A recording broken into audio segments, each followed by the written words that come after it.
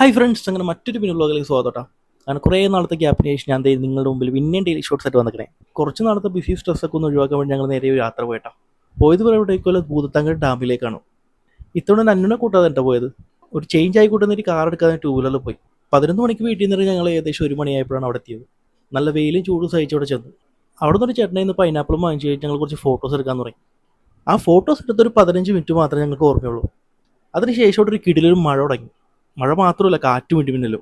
ഞങ്ങൾ നിൽക്കുന്ന ചുറ്റും തന്നെ ഒരുപാട് മരങ്ങൾ വീഴാൻ തുടങ്ങി. ആ സമയത്താണ് മറ്റൊരു കപ്പിൾ ഞങ്ങളുടെ രക്ഷകരായത്.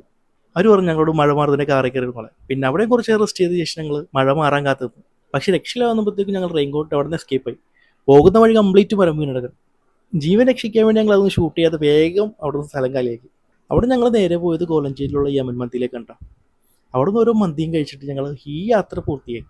ഒരുപാട് കാര്യങ്ങളൊന്നുമില്ല, ഒരുപാട് കാര്യങ്ങളൊക്കെ കാണിക്കാൻ വേണ്ടി തന്നെ യാത്രയിൽ പോയത്. പക്ഷെ ഒന്നും നടക്കാതെ ഞങ്ങൾ പട്ടിച്ചന്തക്കോൽ തിരിച്ചു വന്നു.